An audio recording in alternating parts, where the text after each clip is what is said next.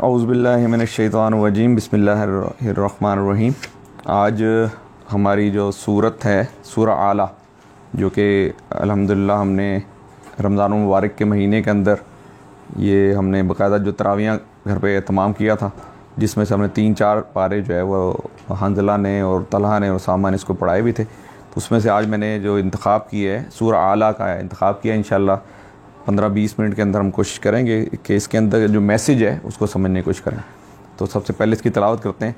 औज़ु बिल्लाहि मिनश्शैतानिर रजीम, बिस्मिल्लाहिर्रहमानिर्रहीम। सब्बिहिस्म रब्बिकल आला अल्लज़ी खलक़ फसव्वा वल्लज़ी क़द्दर फहदा वल्लज़ी अन अहवा सनुक़रिउक फला तंसा इल्ला मा शाअ अल्लाह इन्नहु यअलमुल जहर व मा यख़फ़ा व नुयस्सिरुक लिल युस्रा फ़ज़क्किर इन नफ़अतिज़ ज़िक्रा सयज़्ज़क्करु मन यख़शा व यतजन्नबुहल अश्क़ा अल्लज़ी यस्लन नारल कुबरा सुम्मा ला यमूतु फ़ीहा वला यहया क़द अफ़लह मन तज़क्का व ज़करा अस्म रब्बिही फ़सल्ला बल तुअ्थिरूनल हयातद दुनिया वल आखिरतु खैरुन व अबक़ा इन्न हाज़ा लफ़िस्सुहुफ़िल ऊला सुहुफ़ि इब्राहीम व मूसा। सदक़ल्लाहुल अलियुल अज़ीम। तर्जुमानी इस तरह है, ए नबी सल्लल्लाहु अलैहि वसल्लम, अपने रब बरतर के नाम की तस्बीह करो, जिसने पैदा किया और तनासब कायम किया, कि जिसने तकदीर बनाई फिर राह दिखाई, जिसने नबातात उगाई फिर इनको स्याह कूड़ा करकट बना दिया। हम तुम्हें पढ़ा देंगे फिर तुम न भूलोगे, सवाए उसके जो अल्लाह चाहे। वो ज़ाहिर को भी जानता है और जो कुछ पोशीदा है उसको भी। और हम तुम्हें आसान तरीक़े की सहूलत देते हैं, लिहाजा तुम नसीहत करो अगर नसीहत नाफ़े हो। जो शख्स डरता है वो नसीहत कबूल कर ले, और इससे ग्रेज़ करेगा वो इंतहाई बदबख्त जो बड़ी आग में जाएगा, फिर ना इसमें मरेगा ना जिएगा। फलाह पा गया वो कि जिसने पाकीज़गी इख्तियार की, अपने रब का नाम याद किया, फिर नमाज पढ़ी। मगर तुम लोग दुनिया की ज़िंदगी को तरजीह देते हो, हालांकि आखिरत बेहतर है और बाकी रहने वाली है। यही बात पहले आए हुए सहीफ़ों में भी कही गई थी, इब्राहीम और मूसा अलैहिस्सलाम के सहीफ़ों में। रब्बी शरह ली सदरी व यस्सिर ली अमरी वहलुल उक़दतम मिन लिसानी यफ़क़हू क़ौली। अज़ीज़ान गिरामी, ये कुरान मजीद की सूरा आला कि जो कि एक रुकू पर मुश्तमिल है, 19 आयात इसके अंदर हैं, और ये सूरत जो है वो मक्की सूरत है। और हम मक्की और मदनी सूरतों पे कई दफ़ा इस पर डिस्कशन भी कर चुके हैं कि मक्की सूरतें हैं वो कि जिसके अंदर तौहीद, आखरत और रिसालत का बार बार तज़किरा किया गया, और निस्बतन मदनी सूरतों के मक्की सूरतें जो हैं वो छोटी सूरतें हैं और आसान फहम अंदाज में समझाई गई हैं। तो इस जो एक रुकू को 3-4 हिस्सों में तकसीम किया गया है। पहले हिस्से के अंदर तौहीद की दावत दी गई है, फिर तौहीद की दावत देने के बाद ये बताया गया है कि अल्लाह ताला ने जितनी भी उम्मत, जितने भी अक़वाम आलम के अंदर जितने भी लोग पैदा किए, उनकी एक तकदीर मुकर्रर कर दी, उनकी एक तकदीर बना दी। वो तकदीर है क्या, वो हम आगे जाके देखेंगे कि वो किस तरीके से अल्लाह ताला ने इंसान की तकदीर मुकर्रर कर दी। उसके बाद ये बताया जा रहा है कि अल्लाह के नबी सल्लल्लाहु अलैहि वसल्लम जब वही का नज़ूल शुरू हुआ, सबसे पहली सूरत, अगर मैं थोड़ा बच्चों से पूछना चाहूँगा कि सबसे पहली वही जो है नबी अकरम सल्लल्लाहु अलैहि वसल्लम के ऊपर नाजिल की गई, वो कौन सी नाजिल की गई थी? हाँ जी, इक़रा बिस्मि रब्बिकल्लज़ी खलक़। यानी अल्लाह के नबी सल्लल्लाहु अलैहि वसल्लम के जो वही का नज़ूल शुरू हुआ, हम पहले भी डिस्कशन कर चुके हैं कि आयात की शक्ल में शुरू हुआ, कि पहली 5 आयतें आई, फिर 5 आयतें आई, फिर 7 आयतें आई, फिर 7 आयतें आई। पहली मुकम्मल सूरत जो नबी मेहरबान सल्लल्लाहु अलैहि वसल्लम को नाजिल की गई थी, वो कौन सी सूरत नाजिल की गई थी? पहली मुकम्मल सूरत सूरह फातिहा। पहली मुकम्मल सूरत जो है नबी मेहरबान सल्लल्लाहु अलैहि वसल्लम के ऊपर नाजिल की गई, वो सूरह फातिहा नाजिल की गई। और आखिरी मुकम्मल सूरत कौन सी नाजिल की गई थी, कोई बताएगा? सूरह नसर। कौन सी नाजिल की गई थी? नबी मेहरबान सल्लल्लाहु अलैहि वसल्लम की इस दुनिया से रहलत फरमाने से 2 या 3 माह कबल जो है ना, ये आखिरी मुकम्मल सूरत है। इज़ा जा नसरुल्लाहि वल फथ व रअयतन नास यदखुलून फी दीनिल्लाहि अफ़वाजा फसब्बिह बिहम्दि रब्बिका वस्तगफिर इन्नहु कान तव्वाब। ये आखिरी मुकम्मल सूरत सूरह नसर और नबी अकरम सल्लल्लाहु अलैहि वसल्लम को नाजिल की गई थी, और पहली मुकम्मल सूरत जो है सूरह फातिहा नाजिल की गई थी। और जब सूरह नसर नाजिल की गई थी तो अल्लाह के नबी सल्लल्लाहु अलैहि वसल्लम जो है ना, वो अल्लाह के नबी ने अपने जितने भी सहाबा उनको कह दिया था कि मुझे ये मालूम होता है कि अल्लाह ताला ने जो मुझसे काम लेना था, जो जिम्मेदारी मुझ पर लगाई गई थी, जो फरीज़ा मुझे सौंपा गया था, वो फरीज़ा जो है वो अब मुकम्मल हो गया। ये मुझे ये उसकी वो निशानी बताई जा रही है कि अब तुम्हारा फरीज़ा जो मुकम्मल हो गया, अब इस दुनिया से तुमने चले जाना है। तो ये यानी मैं आपको थोड़ी सी हमने बता दी कि मक्की सूरतें कौन सी होती हैं, मदनी सूरतें कौन सी होती हैं, हमें पहले डिस्कस कर चुके हैं। तो यहाँ जो अल्लाह के नबी सल्लल्लाहु अलैहि वसल्लम के ऊपर जब शुरू में वही का नज़ूल शुरू हुआ, ये दूसरे हिस्से में ये बताया जा रहा है कि अल्लाह के नबी क्या करते थे, बार बार याद करने की कोशिश करते थे, क्योंकि वो उम्मी थे, पढ़े लिखे नहीं थे, वो बार बार रिपीट किया करते थे। तो अल्लाह के नबी को ये तसल्ली दी जा रही है कि तुम्हारा काम याद करना नहीं है, याद हम खुद करवा देंगे, याद हम तुम्हें ये कुरान में खुद करा देंगे, बस तुम्हारा काम है कि नसीहत करते चले जाओ।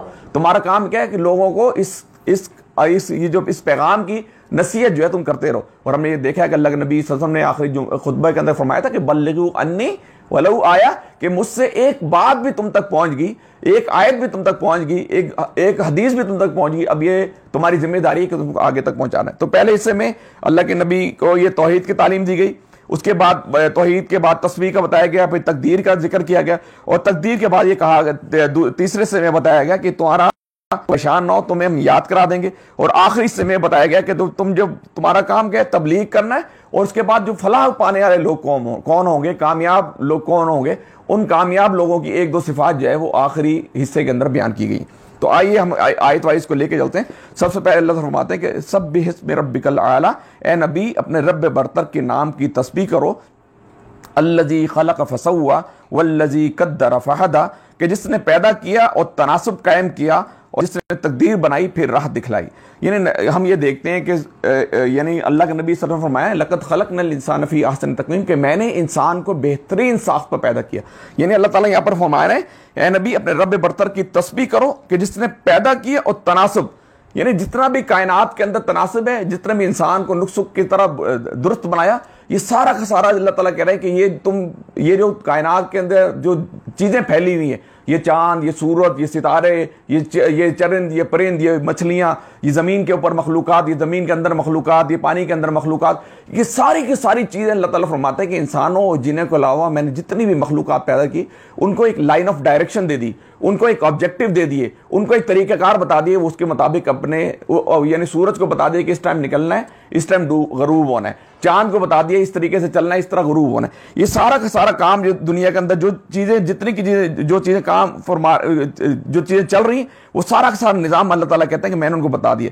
कुरान मजीद के अंदर अल्लाह ताला एक आयत में फरमाते हैं अल्लज़ी अहसन कुल्ल शैइन खलक़ा, कि जिसने हर चीज़ जो बनाई बड़ी खूब बनाई। अगर आप ये कायनात के अंदर देखें ना, कायनात के अंदर कितनी चीज़ें तैरती फिर रही हैं। अगर सूरज को देखें, चांद को देखें, यानी सूरज जो है ज़मीन से कितना बड़ा है, और ये सूरज ज़मीन से सूरज का फासला जो है ना 150 मिलियन किलोमीटर है, 150 मिलियन किलोमीटर, और 1 मिलियन जो है वो कितने 10 लाख के बराबर होता है। इतनी दूर इस सूरज है, उसके बाद अतारत, उसके बाद प्लूटो, उसके बाद ज़ोहरा, उसके बाद मुश्तरी, उसके बाद ये एक गैलेक्सी के अंदर एक मिल्की वे के अंदर गैलेक्सीज, और गैलेक्सीज के अंदर ये आपके ये निज़ाम शमसी के अंदर ये सारी की सारी कायनात दौड़ती फिर रही है। तो अल्लाह ताला फरमाते हैं कि अपने रब की तस्बीह करो। क्यों तस्बीह करो? इसलिए कि उसने पैदा किया, उसके बाद उसका तनासब कायम कर दिया। यानी उसकी तनासब कैसे कायम किया? अल्लाह ताला फरमाते हैं जिसने तकदीर बनाई फिर इसे राह दिखाई। यानी वो अल्लाह ताला यहाँ पर अगली से ये बता रहे हैं कि अल्लाह ताला ने जब इंसान को पैदा किया तो उसको बता दिया कि वो दुनिया में किस जगह पैदा होगा, कितने बजे पैदा होगा, उसकी शक्ल कैसे होगी, उसकी सिफात कैसे होंगी, वो किस मुकाम पर पैदा किया जाएगा, उसको कौन कौन से जराए से खुराक मिलेगी, वो किस वक्त मारे से वजूद में आएगा, किस वक्त उसकी मौत होगी, ये सब की सब तकदीर जो है उसके अंदर लिख दी गई। इल्लामा इकबाल ने एक शेर में कहा ना कि आज तुझको बताता हूं तकदीर उमम क्या है, आज तुझको बताता हूं तकदीर उमम क्या है, शमशीर सना अव्वल ताऊस और रबाब आखिर। यानी ये तकदीर के अंदर इंसान जो कहता है ना, इंसान अपने आप को समझता है कि मैं बड़ा ताकतवर हूँ। ये मैं कुरान मजीद की 30 पारी की एक आयत पढ़ रहा था कि जिसके अल्लाह ताला फरमाता है कि मैंने उसको पैदा किया, बड़ी मुशक्कत में पैदा किया। मुशक्क़त में इसलिए पैदा किया कि इंसान जब पैदा होता है ना, जब वो अपनी पैदाइश को देखे कि कितनी मुश्किल से उसकी पैदाइश होती है, और पैदाइश होने के बाद 2 साल तक जब तक वो चलता फिरता नहीं है, वो ना वो अपना पेशाब साफ कर सकता है, ना अपना पैखाना साफ कर सकता है, ना खा सकता है, ना पी सकता है। ये इतनी मुशक्क़त के बाद जो वो थोड़ा सा बड़ा होता है, बड़ा होने के बाद पढ़ाई लिखाई में उसकी मुशक्क़त होगी, पढ़ाई लिखाई के बाद उसकी शादी होती, शादी होने के बाद उस वक्त मुशक्क़त में आ जाते हैं, उसके बाद उसके साथ मुख्तलिफ बीमारियाँ होती। जब इंसान को इक़्तिदार मिल जाता है, जब इंसान को यानी मुख्तलिफ चीज़ें मिल जाती, सपोज एक कारून है कि इसको बहुत बड़ा ख़जाना मिल गया, और ख़जाना मिलने के बाद कारून जिसके तकरीबन 700 खच्चरों के ऊपर उसकी कुंजियां, उसके खजाने की कुंजियां ला दी जाती थी, वो भी परेशान रहता था कहीं मेरे खजाने पे कोई काबिज ना हो जाए। एक बहुत मुल्क का बादशाह, एक सरबरा जिसके ऊपर मुल्क की सरबराही जिसके हाथ में होती, उसको ये खदशा लगा रहता है कि मेरी सरबराही कहीं छिन ना जाए। एक इंसान जो है किसी ऑर्गेनाइजेशन का बड़ा CEO है, उसकी अपनी जात की फिक्र होती है कि कहीं मेरी ये कुर्सी है, मेरी कुर्सी छिन न जाए। तो अल्लाह ताला ने कुरान मजीद में एक और सूरत में पढ़ रहा था, उसके अंदर आयत के अंदर ये बताया गया कि इंसान बड़ी मुशक्कत में, जद्दोजहद के अंदर उसकी जिंदगी गुजरती है। हर वक्त हर आन उसको ये परेशानी लाहक रहती है कि मुझे, यानी उसको हर किसी भी स्टेज में देखें वो मुशक्कत के अंदर रहता है। तो यहां पर अल्लाह ताला फरमाता है कि उसकी जो तकदीर बनाई कि वल्लज़ी कद्दर फहदा वल्लज़ी अखरजल मरा, कि फिर जिसने नबातात उगाई और फिर उनको स्याह कूड़ा कर बना दिया। ये ना यहाँ अल्लाह ताला इस एक लफ्ज़ के अंदर बता रहा है कि अल्लाह ताला यहाँ पर ये बता रहे हैं, हाँ, नबातात के जरिए बताया जा रहा है कि जैसे नबातात होते हैं, पहले बीज बोते हैं, बीज बोने के बाद वो फसल निकलती है, फसल निकलने के बाद आपकी फसल यानी बढ़ती फूलती है, उसके बाद सूख के कांटा होती है और हो जाती है। तो अल्लाह ताला बता रहा है कि जिंदगी के अंदर जो चीज़ें भी आपको मिलती हैं, जिन चीज़ें आपको मिलती हैं, वो मुस्तकिल नहीं होती, वो आर्जी होती हैं। अगर आपको इक़्तिदार मिला है वो मुस्तकिल नहीं है, वो आर्जी। अगर आपको पैसा मिला है वो मुस्तकिल नहीं है, वो आर्जी। वो आपको अगर सेहत मिली है मुस्तकिल नहीं है, वो आर्जी। अगर आपको दौलत मिली है मुस्तकिल नहीं है, वो आर्जी। यानी मैं आपको महमूद अयाज, एक महमूद गजनवी एक बहुत बड़ा बादशाह था, उसका एक गुलाम था अयाज।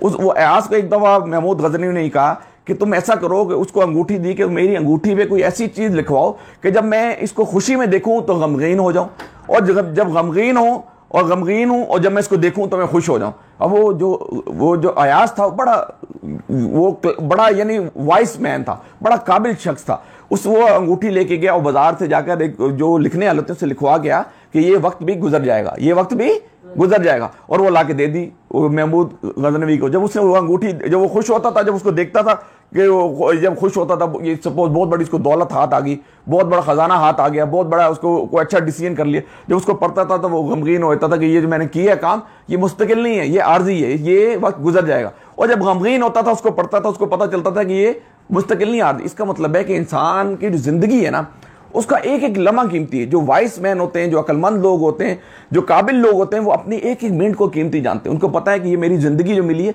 मुझे जवानी मिली है, ये मुस्तकिल नहीं है। मैं अपनी जवानी में जब मैं ये तला के जितना था, मैं अपने आप को बड़ा कुछ समझता था, लेकिन आज मुझे एहसास होता है 50 साल के बाद कि मेरी बहुत सारी ऐसी सलाहियतें, बहुत सारी ऐसी कुव्वतें, बहुत सारे ऐसे फैसले, बहुत सारी ऐसी तवानाइयाँ कि जो कि मेरी उस उम्र में थी, अब वो तवानाई नहीं। मैं अगर दादा अबू से पूछूंगा तो दादा अबू की जो बहुत सारी ऐसी चीज़ें, अकल तो बढ़ती चली जा रही है, लेकिन जो आपके यानी आपकी कुव्वत है, जो आपकी जान है, जो आपकी ताकत है, वो आहिस्ता सा कमजोर पड़ना शुरू होती।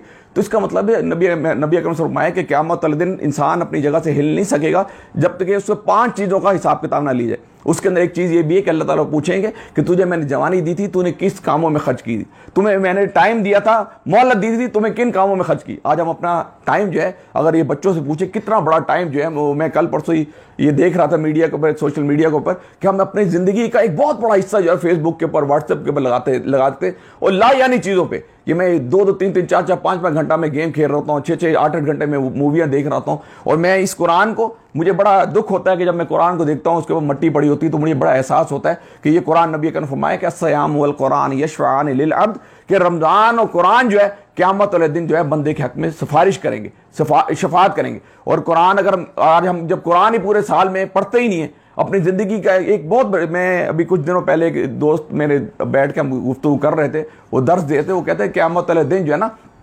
इंसान जो है एक एक छोटी छोटी नेकियां जो है उसको फिक्र होगी। वो कहते हैं यहाँ तक कि जैसे सूरज होता है ना, अगर कमरे के अंदर रोशनी की एक पतली सी लाइन आ रही होती है तो उसके अंदर बारीक बारीक पार्टिकल नजर आते हैं, मट्टी के पार्टिकल नजर आते हैं। तो उसने कहा कि क़यामत वाले दिन जो पार्टिकल्स के बराबर जो नेकी होगी ना, वो भी बहुत बड़ी इसको नजर आएगी। यानी एक शख्स जो है जब उसका हिसाब किताब हो रहा होगा तो वो कहेगा कि अल्लाह ताला तो मेरी बीवी को ले ले मुझे बख्श दे, अल्लाह कहेगा नहीं। वो कहेगा अल्लाह ताला तो मेरे बच्चों को ले ले मुझे बख्श दे, अल्लाह कहेगा नहीं। तो कहेगा अल्लाह ताला मेरे पूरे खानदान को फिदिये में ले ले मुझे बख्श देगा, अल्लाह कहेगा नहीं। कहेगा अल्लाह ताला पूरी कायनात को फिदिये में ले ले मुझे बख्श दे, अल्लाह कहेगा नहीं। क्योंकि उस दिन इंसान फर्दन फर्दन पेश होगा, उसका हिसाब उसका फर्दन फर्दन होगा। आज वो उसका वो वकास मेरे दोस्त का नाम है, वो कह रहा था कि ये जैसे अगर आप अंधेरे में बैठा हो ना, एक सूरज की किरण आ रही होती है, उसके अंदर मट्टी के जर्रात नजर आते हैं ना, माइक्रो पार्टिकल ऐसे, तो वो इतनी छोटी छोटी नेकी, फमन यअमल मिस्काला ज़र्रतिन खैरन यरा फमन यअमल मिस्काला ज़र्रतिन शर्रन यरा, कि उस दिन जरा बराबर भी नेकी की होगी उसको उसका हिसाब दे दिया जाएगा, और जिसने जरा बराबर भी बदी की होगी उसका हिसाब दे दिया जाएगा। तो उसका इस इतना पार्टिकल, तो कहते हैं जो नेकियां बादकल जिसको बड़ा छोटा समझते हैं, इमाम गजाली हम बादकल कुछ गुनाहों को बहुत छोटा समझते हैं, या टीवी पे कोई बुरी चीज आ रही तो कहते कोई बात थोड़ी सी देखी। मैं आपको बताऊं शैतान जो है ना बड़ा तेज है, बड़ा क्लेवर है, उसको पता है कि ये उमर फारूक जो है ये नमाज पढ़ने से बाज नहीं आएगा, ये उमर फारूक जो है ये कुरान पढ़ने से बाज नहीं आएगा, ये उमर फारूक जो कुरान की दावत देने से बाज नहीं आएगा। वो क्या करता था, मैं अब छोटी सी मिसाल देता हूँ, बड़ी दिलचस्प मिसाल। मैं जब सऊदी अरब के अंदर रहा करता था ना, तो सऊदी अरब के अंदर क्या होता था, मैं टीवी पे कोई चीज़ देख रहा होता तो ऐसे कोई क्लिप चल गया तो मैं देखने लगता, तो शैतान कहता कोई बात नहीं यार थोड़ा सा देख ले, अल्लाह ताला ने कहा एक उम्र से दूसरे उम्र के दरमियान जो एक उम्र करने के बाद दूसरा उम्र जो करता है पिछले गुनाह सारे माफ हो, कोई बात नहीं है, अभी उम्र करेंगे सब गायब हो जाए, अभी उम्र करेंगे सारी गुनाह खत्म। तो इमाम गजाली रहमतुल्लाह अलैह की मुझे बात बड़ी खूबसूरत लगती है, मैं उनकी एक किताब पढ़ रहा हूँ, वो कहते हैं जैसे एक चट्टान के ऊपर से एक पानी का कतरा गिर रहा होता है और पानी का कतरा नीचे पत्थर के ऊपर गिरता है, तो पत्थर के ऊपर गिरते गिरते वो पानी का हकीर सा कतरा एक वक्त आता है सख्त पत्थर के अंदर सुराख कर देता है। तो नबी मेहरबान सर फरमाया कि जो इंसान गुनाह करता है तो उसके दिल के ऊपर एक सिया दाग लग जाता है, डॉट लग जाता है, जब दूसरा गुनाह करता है फिर डॉट, फिर तीसरा गुनाह करता है डॉट, फिर चौथा गुनाह, यहां तक कि उसका दिल जो है पूरा स्याह होता है, उसके ऊपर हिदायत का रास्ता बंद कर दिया जाता है। तो इसका मतलब है कि आपकी जो छोटी छोटी नेकियां भी हैं और छोटे छोटे गुनाह भी आपको इसकी फिक्र करनी है कि आपको सबसे ज्यादा टाइम यहां पर यही बताया जा रहा है कि अल्लाह तरफ फरमाया कि जिसने नबातात उगाई फिर इनको स्याह कूड़ा कर बना दिया। यानी कोई भी चीज, यानी जो भी चीज आपको अल्लाह ताला ने दी उसका अल्लाह ताला ने हिसाब किताब लेना है और उसको एक दिन खत्म होना है। इससे पहले कि मेरी जवानी ढल जाए, इससे पहले कि मुझे बीमारी आ जाए, इससे पहले कि मुझसे कोई चीज छिन जाए, मुझे उस चीज की फिक्र करनी कि अल्लाह ताला ने मुझे जवानी दी है। नबी अकरम फरमाया कि इंसान अल्लाह ताला को जवानी की इबादत जो है सबसे ज्यादा पसंद है। तो उसका मतलब है कि मुझे, यानी मैं वो वकास भी कहते हैं कि उन्होंने कहा कि कैलकुलेशन की अगर एक इंसान की 60 साल उम्र है और वो 8 घंटे डेली सोता है तो इसका मतलब है 20 साल वो सोता है, 20 साल अपनी उम्र सो के गुजारता है। और आज हम अगर अपना जायजा लें, हम 24 घंटे में से 12 घंटे सो रहे हैं, 24 घंटे में से 12 घंटे सो रहे हैं, इसका मतलब है कि 60 साल में 30 साल तो हमने सो के गुजार दिए, 30 साल तो सो के गुजार दिए। उस 30 साल जो बाकी बचे, उस 30 साल से कितना हिस्सा हमने मोबाइल के ऊपर और टीवी के ऊपर गुजार दिया। तो ये सारा का सारा अल्लाह ताला फमन यअमल मिस्काल ज़र्रतिन खैरन यरा फमन यअमल मिस्काल ज़र्रतिन शर्रन। तो उसका मतलब है कि अल्लाह ताला के ये जो टाइम अल्लाह ताला ने दिया है, ये जो हमें वक्त अल्लाह ताला ने दिया है, ये जो सलाहियतें हमें अल्लाह ताला दी हैं, ये जो अल्लाह ताला ने हमें तवानाइयाँ हमें अल्लाह ताला ने दी हैं, ये जो अल्लाह ताला ने सेहत हमें दी है, तो इस सेहत को हमें गनीमत जानना चाहिए, अल्लाह के रास्ते में खर्च करना चाहिए। अल्लाह ताला वल्लज़ी अखरजल मरअ फजअलहु गुसाअन अहवा, जिसने नबातात उगाई फिर इनको स्याह कूड़ा करकट बना दिया। सनुक़रिउ का फला तंसा, ये पहली तो ये इसके अंदर अल्लाह ताला ने अपनी तस्बीह कहा कि मेरी तस्बीह करो। तस्बीह चूँकि हम पहले बहुत सारी जगहों पे डिस्कस कर चुके, इसलिए उसको मैं ज़्यादा एलाबोरेट नहीं किया कि अल्लाह ताला ने अपनी तस्बीह करने को कहा। फिर अल्लाह ताला ने इंसान की पैदाइश बताई मुख्तलिफ सूरतों के अंदर कि इंसान को कैसे पैदा किया, नुक्स से दुरुस्त किया, उसको मैंने हाथ दी, उसको आँखें दी, उसको कान दिए, उसके मुँह दिए, उसको होंठ दिए और ये ज़बान दी कि जिसके ऊपर 10,000 टेस्ट बर्ड्स हैं। आपको हम ये पहले कई दफ़ा डिस्कस कर चुके हैं, एक दो चीज़ों हम डिस्कस कर लेते हैं। ये ज़बान है, इस ज़बान के ऊपर 10,000 टेस्ट बर्ड, ये छोटे छोटे उभार होते हैं ना, ये 10,000 टेस्ट बर्ड्स है कि जिसके जरिए हम चखते हैं। ये अल्लाह ताला कह रहे हैं कि जिसने पैदा किया फिर तनासब कायम कर दिया उसको, यानी बिल्कुल ज़बरदस्त तरीके से उसको बनाया। ये 10,000 टेस्ट बर्ड्स हैं कि जिसके जरिए चखते हैं। हर 3 महीने के बाद ये टेस्ट बर्ड्स जो है वो ख़त्म हो जाते हैं, नए आ जाते हैं। जैसे जैसे इंसान की उम्र बढ़ती चली जाती है, 10,000 से 7,000, 7,000 से 3,000, जैसे इंसान एक बूढ़ा शख्स जो होता है कि जिसकी उम्र 70-80 साल होती है, उसकी टेस्ट बढ़ जाए वो 10,000 से घट के 7-8 हज़ार होती है, इसलिए उसका जायका जो है उसको उस तरह महसूस नहीं होता जो कि जवानी में महसूस होता है। तो ये अल्लाह ताला ने बताया। इस तरह ये खाल है, ये भी एक वक्त आता है कि जिसके बाद बदलती चली जाती है। ये आंखें पहले पढ़ चुके हैं, 576 मेगापिक्सल की आंखें हैं। ये दिल किस तरह वर्क कर रहा है, ये दिमाग किस तरह वर्क कर रहा है, ये हम इस पर पहले काफ़ी दफ़ा रोशनी डाल चुके हैं। अगली जो पैराग्राफ जिसमें अल्लाह तरफ हमारे सनुक़रिउ का फला तंसा, कि हम तुम्हें पढ़ा देंगे। ये इनसे मोबाइल पकड़ो, ज़रा ले लो। हम तुम्हें पढ़ा देंगे फिर तुम न भूलोगे सवाए उसके जो अल्लाह चाहे। ये अल्लाह ताला नबी मेहरबान सल्लल्लाहु अलैहि वसल्लम फरमा रहे हैं कि अल्लाह के, मैं आपको पहले बता चुका, अल्लाह के नबी सल्लल्लाहु अलैहि वसल्लम क्या करते थे, वो जल्दी जल्दी याद करने की कोशिश करते थे। तो उनको बताया जा रहा है कि हम तुम्हें पढ़वा देंगे फिर तुम न भूलोगे सवाए उसके जो अल्लाह चाहे। वो ज़ाहिर को भी जानता है और जो कुछ पोशीदा है उसको भी जानता है।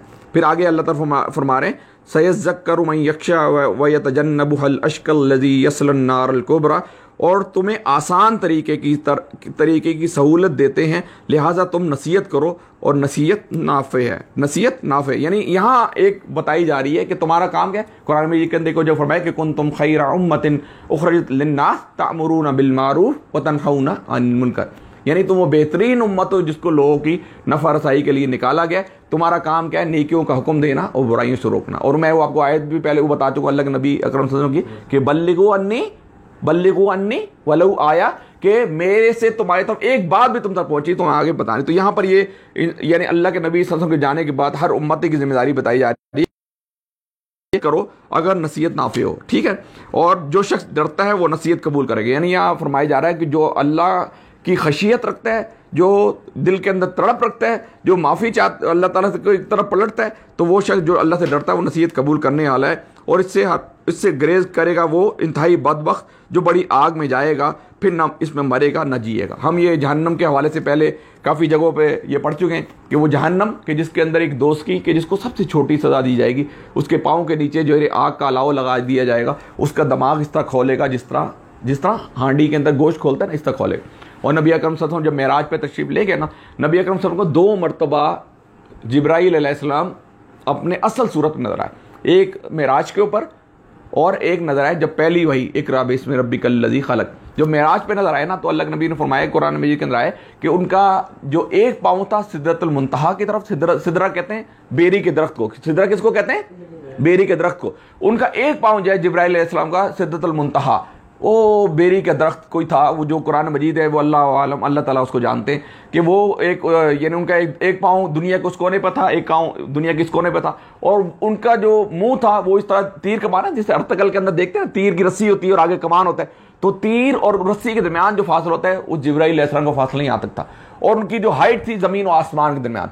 और कुरान मजीद के अंदर आया उनके 600 पर थे। अहादीस के अंदर हमें मिलता है रवायात के अंदर कि 600 बाजू उनके, जिब्राईल अलैहिस्सलाम के 600 बाजू, उनका जो कद था ज़मीन और आसमान के दरमियान, और मशरिक़ से मगरिब उनका वो चौड़ाई थी और ज़मीन और आसमान के दरमियान उनकी हाइट थी। वो एक मरतबा उस टाइम असल हालत में नजर आए, और एक मरतबा जो जब पहली वही इक़रा बिस्मि रब्बिकल लज़ी खलक़, जब पहली वही नाज़िल हुई और अल्लाह के नबी घर आए, और घर आने के बाद जो है फिर अपनी ज़ौजा हज़रत खदीजा रज़ी अल्लाह ताला अन्हा कहते हैं ज़म्बिलूनी, मुझे ओढ़ दो। हज़रत खदीजा उनको ओढ़ देती हैं और फिर काफ़ी देर पसीनो पसीन होते हैं अल्लाह के नबी। और फिर वो कहती हैं कि अल्लाह के नबी कहते हैं मैंने एक बहुत ख़तरनाक चीज़ देखी है। तो हज़रत खदीजा कहते हैं कि आप मिस्कीनों की सरपरस्ती करते हैं, यतीमों का सहारा है, आपने कभी झूठ नहीं बोला, आपने कभी ख़यानत नहीं की, तो आपके साथ बुरा नहीं हो सकता। ये ज़रूर कोई ना कोई वो रब्बुल आलमीन जो बहुत कायनात का रब, उसकी तरफ से कोई आई हो। वो अल्लाह के नबी को फिर वो अपने एक उनके वो होते हैं क्या कहते हैं चचाजाद वर्का बिन नौफल, वो एक यानी ईसाई के हज़रत ईसा अलैहिस्सलाम के पैरोकार होते हैं, उनके पास लेके चली जाती हैं। वो पूरा वाक़या हम पहले पढ़ चुके हैं। फिर वो बताते हैं कि मैंने जो किताबों में पढ़ा है कि ये वही नबी हैं कि जो कि आखिरी नबी के जिनका जिक्र जो है इंजील के अंदर भी बताया गया है, हज़रत ईसा अलैहिस्सलाम की बुक के अंदर इंजील के अंदर बताया गया है। तो ये वही नबी हैं। तो ये 2 मरतबा नबी अकरम सल्लल्लाहु अलैहि वसल्लम जो है नबी अकरम सल्लल्लाहु अलैहि वसल्लम को वो नज़र आए। तो यहाँ पर यही बताया जा रहा है, यानी हाँ, यानी ये जो इसके अंदर ये जो जिब्राईल अलैहिस्सलाम को जो तस्करा किया कि एक तो ये जिब्राईल अलैहिस्सलाम के ज़रिए ये बताया जा रहा है कि जो हुक्म आया कि तुम नसीहत करते जाओ और तुम डरो नहीं, तुम्हें जो चीज़ें याद नहीं रहती, जो भूल जाती हैं, वो हम तुम्हें याद करा देंगे। उसके बाद अब ये आखिरी पैरे के अंदर जो बताया जा रहा है कद अफ़लह मन तज़क्का, ये जो मेन जिसको फोकस है, जो थीम है, जो इस कुरान मजीद की इस आयत का मेन जो यानी जिसके ऊपर एम्फेसाइज किया गया है वो ये 2-3 आयत आखिरी जिसके अंदर जो अब हमारा काम जो बताया जा रहा है। पहले अल्लाह के नबी का तस्करा किया गया और अल्लाह ताला ने इंसान की पैदाइश का बताया, पैदाइश के बाद जो है उसकी तकदीर का बताया, तकदीर के बाद ये बताया कि तुम ये जो तुम समझते हो ना, तुम्हारे पास जो चीज़ें हैं इन्फिनाइट हैं, लामहदूद हैं, ना ख़त्म होने वाली, ऐसी कोई बात नहीं। इन सारी चीज़ की मैं पकड़ करने वाला हूँ, इन सारी चीज़ों की बात पुरस करने वाला हूँ, इन सारी चीज़ों का मैं हिसाब लेने वाला हूँ। उसके बाद अल्लाह के नबी के तज़किरा करने के बाद अब आखिर में काम क्या करना है, ये सारी चीज़ें डराने के बाद और बताने के बाद, अल्लाह के नबी को समझाने के बाद अब बताया जा रहा है कि अब तुम्हारा काम क्या है, अब तुम्हारा काम क्या है, ये बताया जा रहा है काम क्या है। कद अफ़लह मन तज़क्का वज़का रस्मा रब्बिही फसल्ला, कि फलाह पा गया वो, कामयाब कौन होगा, कामयाबी का रास्ता बताया जाए, फलाह पा गया वो कि जिसने पाकीज़गी इख्तियार की। हम पाकीज़गी का मतलब क्या होता है, इंसान का ख्यालात पाकीज़ा होने चाहिए, इंसान के जिस्म पाकीज़ा होना चाहिए। ये आगे नमाज के अंदर भी हम वही चीज़ हम कर रहे थे ना, इंसान का जिस्म पाकीज़ा होना चाहिए, इंसान के ख्यालात पाकीज़ा होने चाहिए, इंसान की सोच पाकीज़ा होना चाहिए। तो जब इंसान पाकीज़ा होता है तो हर चीज़ को पाकीज़गी नज़र आती है, हर चीज़ को जब खुद सही होता है तो हर चीज़ को सही करने की कोशिश करता है। जैसे दादा कई दफ़ा बता चुके, जब मैं बाहर जाता हूँ कोई चीज़ पड़ी होती, मुझे उस वक्त बेचैनी रहती कि जब तक मैं चीज़ उठा के वहाँ से अपनी right thing on the right place, कोई चीज़ उठा के मैं राइट पे। तो यहाँ पर सबसे पहले जो सिफ्त बताई जा रही है कि फलाह पा गया हो कि जिसने पाकीज़गी इख्तियार की। अलिफ लाम मीम ज़ालिकल किताब ला रैब फीह हुदल लिल मुत्तकीन, यानी अलिफ लाम मीम ज़ालिकल किताब, यानी अलिफ लाम मीम ज़ालिकल, इस किताब में कोई शक नहीं, और ज़ालिकल ला रैब फीह हुदल लिल मुत्तकीन, इस किताब में कोई शक नहीं, और जो मुत्तकीन लोग, जो तकवा वाले लोग होते हैं, उनको ये हदायत देती। तो यहाँ पर भी पहली सिफ्त बताई जा रही कि फलाह पा गया वो कि जिसने पाकीज़गी इख्तियार की और अपने रब का नाम याद किया, वज़का रस्मा रब्बिही फसल्ला, और अपने रब का नाम याद किया और फिर नमाज पढ़ी। रब का डेफिनेशन क्या होती है मैं पहले कई दफ़ा बता चुका हूँ। हाँ, और एक बता जी, ईशा आप बताओ। हाँ, फरमाबरदार मुंतज़िम, परवरिश करने। चलो, मालिक और आका, ये याद रखें। 6 इसकी डेफिनेशन मैंने की। वैसे अगर हम इसको करने चाहें तो बहुत बड़ी होती है, लेकिन हमने 6 डेफिनेशन है जो कि बार बार की। मालिक और आका, फरमारवा मुंतज़िम, पालने वाला, और मालिक और आका, मेरे साथ दोहराए, मालिक और आका, फरमारवा मुंतज़िम, पालने वाला, और ठीक है। जो मेरा हम सऊदी अरब के अंदर रहे तो मेरा जो अकामा था ना, उस अकामे के ऊपर जैसे मिनाइल फारूक है ना, उसके नीचे लिखा था रब्बुल उसरा, आगे लिखा था उमर फारूक। तो अब ये देखिए, मालिक और आका, फरमारवा मुंतज़िम, और पालने वाला और परवरिश कर। उसरा कहते हैं घर को। उसरा किसको कहते हैं? जो फिरौन था ना, फिरौन, उसने ये नहीं कहा था अना रब्बुकुमुल आला, उसने कहा था कि मैं मुल्क मिस्र का रब हूं। उसने ये नहीं कहा था मैं रब्बुल आलमीन हूं। रब्बुल आलमीन आप नहीं कह सकते, लेकिन एक शख्स जो है, जो घर का मुंतजिम है, जो घर को पालने वाला है, जो घर को चलाने वाला है, जो घर के इंतजाम करने वाला है, वो रब्बुल उसरा कहता है, वो घर का रब। इस घर का रब कौन हूं? मैं हूं। और इस पूरे कुंबे के रब कौन है? दादाबू। इस पूरे कुंबे के रब कौन है? दादाबू। जो कि इस 4 फैमिलियां जो यहां रह रही, उस रब्बुल उसरा उनके कौन है? दादाबू। तला अपने घर का रब है, जुनैद अपने घर का रब है। तो यहां पर अल्लाह ताला फरमा रहे हैं कि जिसने अपने रब का नाम याद किया, सबसे पहली सिर्फ बताई जा रही है कि पाकीज़गी इख्तियार करनी है। फिर उसके बाद क्या करना है? अपने रब का नाम लेना है। हर वक्त, हर आन आपको जब भी कोई परेशानी हो तो आप अपने रब की तरफ पलटें, अपने रब से मांगें, अपने रब को पुकारें, इसलिए कि आपका रब वो रब्बुल आलमीन है, जो कि अल्लाह ताला फरमाते हैं कि मैं शहरक से करीब हूँ, मैं उसकी शहरक से करीब हूँ। तो आगे क्या? फिर नमाज पढ़ी। फिर क्या किया? बल तुसिरून हयात दुनिया वल आखिरत खैर वल अबका, और यानी अपने रब का नाम याद किया, फिर नमाज। मैं रब्बुल उसरा से बता रहा था कि हमारे जो अकामा होता ना, जो ID कार्ड था सऊदी अरब के अंदर, जिसको हम अकामा कहते हैं, हर बच्चे के नीचे लिखा होता रब्बुल उसरा उमर फारूक।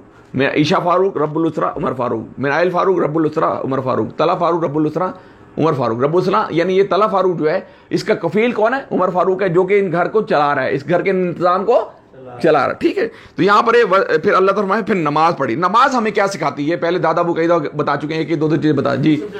हाँ, डिसिप्लिन और वक्त की पाबंदी और पाकीज़गी और अमीर की इताअत और मिनाइल जल्दी। अच्छा चले मैं बताता हूँ।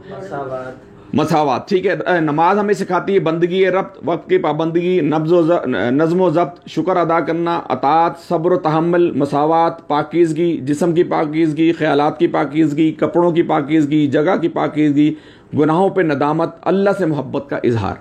अल्लाह से यानी ये सारी चीज़ें जो इंसान के अंदर अगर ये नहीं आ रही, इसका मतलब है कि मेरी नमाज जो मुझसे मतलूब है, जो नमाज मुझसे चाहती है, वो मैं नमाज उस तरह पढ़ नहीं रहा हूँ। आज मौलाना मौदूदी रहमतुल्लाह अलैह का मैं किताबचा पढ़ रहा था कि जिसके अंदर लिखा था नमाज़ें बेअसर क्यों होगी।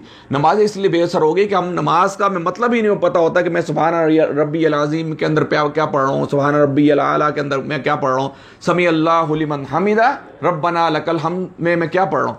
तो कौन बताएगा समी अल्लाहु लिमन, उसका आप बताएं, समी अल्लाहु लिमन हमिदा रब्बना लकल हम्द, इसका क्या मतलब?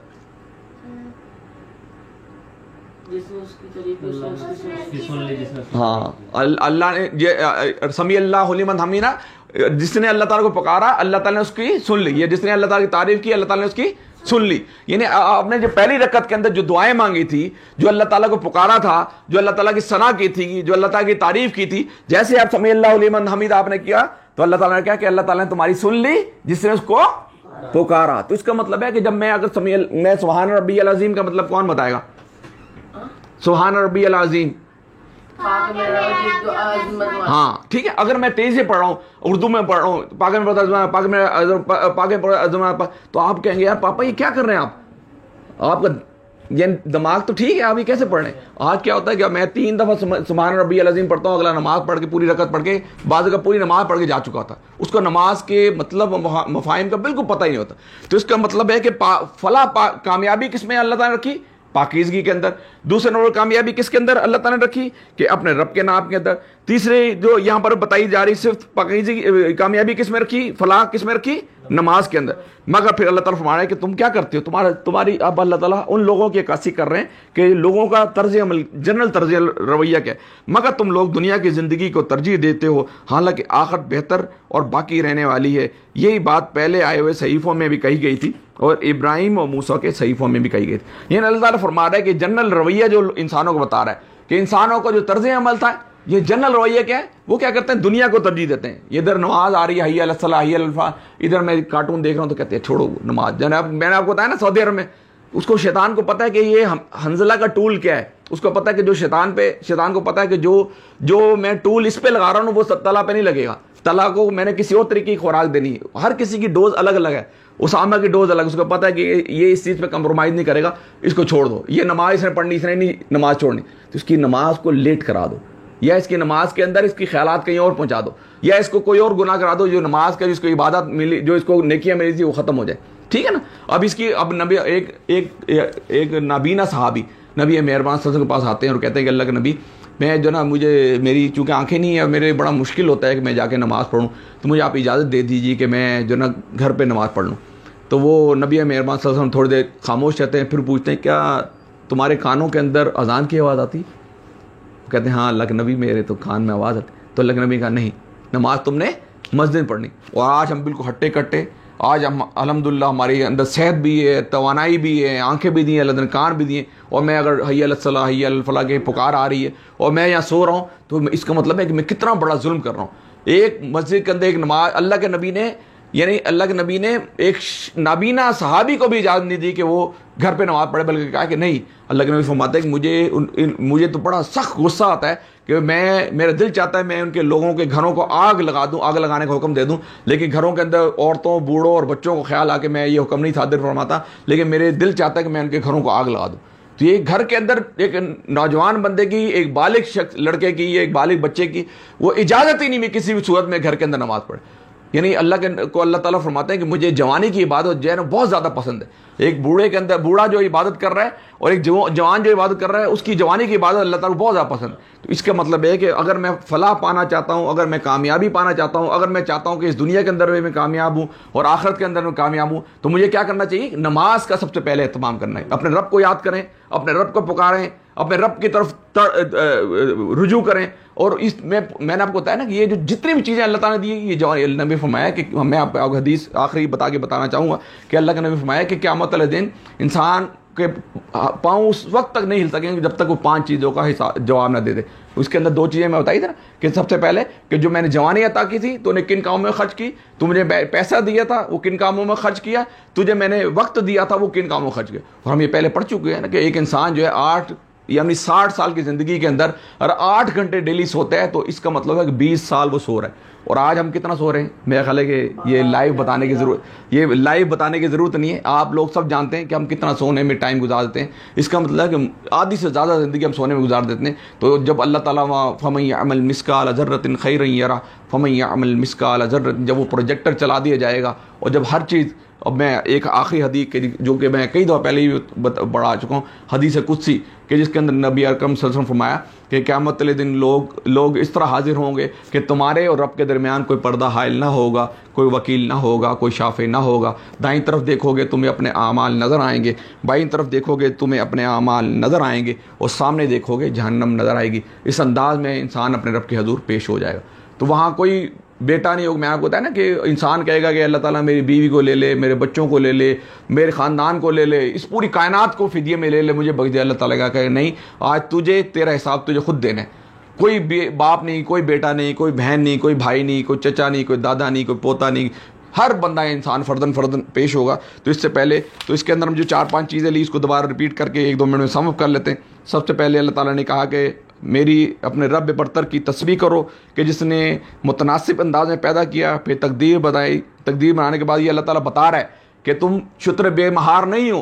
तुम ये समझते हो कि तुम्हारी ताकत, तुम्हारी दौलत, तुम्हारी शोहरत, तुम्हारी गाड़ी, तुम्हारी बीवी, तुम्हारे बच्चे, तुम्हारी जायदाद, ये सारी की सारी आर्जी है, ये सारी आर्जी है, ये छिन जाने वाली चीज़ ही। क्योंकि यहाँ बता दें जिसने नवल्लज़ी अखरजल मरअ फजअलहु गुसाअन अहवा, कि जिसने नबातात उगाई फिर उसको स्याह कूड़ा कर बना दिया। ये बता रहा अल्लाह ताला कि जिसको उरूज मिलता है उसको जवाल मिलता है, जिसको दौलत मिलती है उसकी दौलत छिन भी जाया करती है, जिसको बादशाह मिलती है वो ख़त्म हो जाया करती है। तो इसका मतलब है कि जो चीज़ अल्लाह ताला आपको दी, आप ये देखें अल्लाह ताला ने AC लगा कर दिया हुआ है, ये घर दिया हुआ है, ये बीवी बच्चे दादा। अगर हम अपने घर को देखें, अल्लाह ताला ने आपको दादा दिए, आपको दादी दी, आपको नाना दिए, आपको नानी दी, आपको वालिद दिए, आपको वालदा दी, आपको बीवी दी, आपको बच्चे दिए, आपको बहन दी, आपको भाई दिए।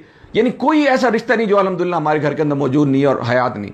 आप लोगों से तो पूछें तो सही कि किसी के दादा नहीं है, किसी की दादी नहीं है, किसी के दोनों चले गए हैं, किसी के नाना नाने नहीं, किसी की बीवी बच्चे चले गए, किसी की जनाब वो वालिद चले गया, किसी की वालदा चलेगी। तो ये देखिए कितनी बड़ी अल्लाह ताला की इतनी नेमतें अल्लाह ताला दे रहा है। उसके बाद में अल्लाह की नाशुक्री करूँ, उसके बाद भी अल्लाह ताला फरमाते हैं लाइन शकरतुम ला अज़ीदन्नकुम, यानी जो अल्लाह ताला फरमाता है कि जो मेरी शुक्रगुजारी करते हैं उनको मैं मजीद दे देता हूँ और जो मेरे नाशुक्री करते हैं उनसे मैं छीन लेता हूँ। तो इससे पहले कि अल्लाह ताला हमारा टाइम हमसे मांग ले, इससे पहले कि अल्लाह ताला वो बीमारी कि आज मुझे सेहत है, वो सेहत मुझसे मेरी छीन जाए, इससे पहले कि मैं वो चीज़ें कि जो नेमतें अल्लाह ने वो छीन लें, तो हमें अल्लाह का शुक्र अदा करना चाहिए। यानी उसके बाद अल्लाह ताला फरमाते हैं कि नबी अकरम सल्लल्लाहु अलैहि वसल्लम को ये बताया जा रहा है कि तुम समझ रहे हो तुम्हें भूल जाएंगी चीज़ें, भूलेंगी नहीं, हम तुम्हें याद करा देने वाले हैं। फिर यहाँ जो बताया जा रहा है कि तुम नसीहत करने दो, तुम्हारा काम एक तो ये बताने में बताया जाए कि तुम्हें क्या करना है। फलाह पाने का आगे बताया, फलाह पाने से पहले बताया गया तुम्हारा काम क्या है, नसीहत करना, लोगों को दावत देना, इस कुरान की दावत को पहुंचाना।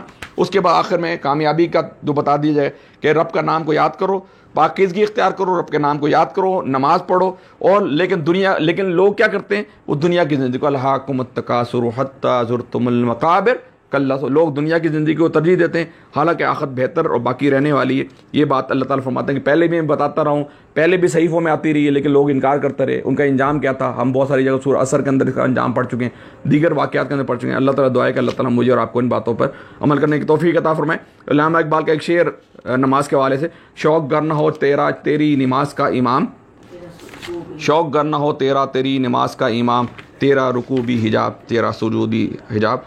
अकूल कौली हाज़ा अस्तग़फिरुल्लाह ली व लकुम व लिसाइल